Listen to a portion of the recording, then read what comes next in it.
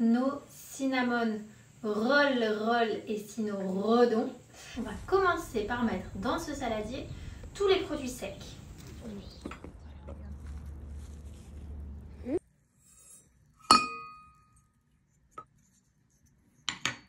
Alors ensuite, on va mettre la partie liquide, donc tous les liquides.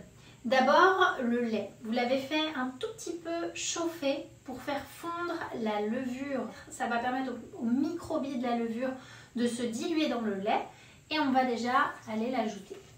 J'ajoute ma courge, là c'est de la butternut, mais vous pouvez mettre du potimarron, vous pouvez mettre de la purée de citrouille.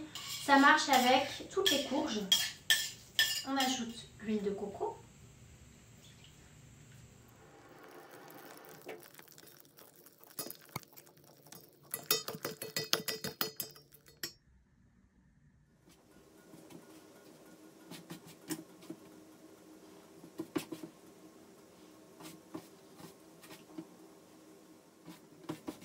De prendre ce type d'ustensile pour aller récupérer la pâte, c'est très pratique. Et on va la remettre dans le saladier et on va laisser gonfler cette pâte grâce à la levure. Donc à peu près 30 à 50 minutes, vous laissez gonfler et pendant ce temps, on va aller préparer notre petit coulis de cynorhodon cannelle. Alors là les amis, autant vous dire qu'on va le faire à la bonne franquette. Donc je vais utiliser le bon vieux mortier pour aller broyer ces cynorhodons.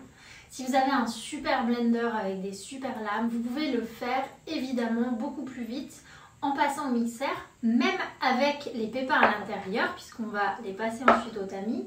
Donc vous pouvez faire ça au mixeur avec un petit peu d'eau.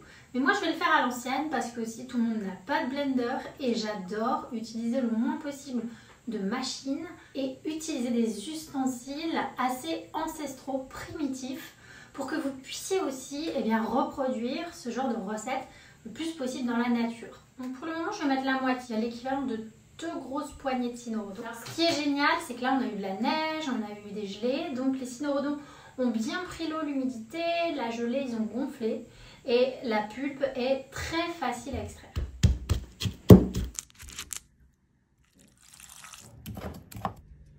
Alors là, ce qu'on va faire les amis, c'est qu'on va passer avec un petit chinois, un petit tamis, notre coulis de cynorhodon pour garder uniquement la pulpe. Après, bien sûr, on va aller rajouter du sirop d'érable pour gommer le côté acide, justement.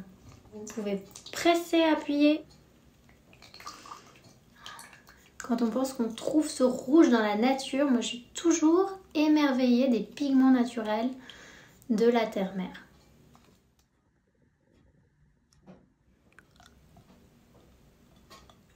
Hop là!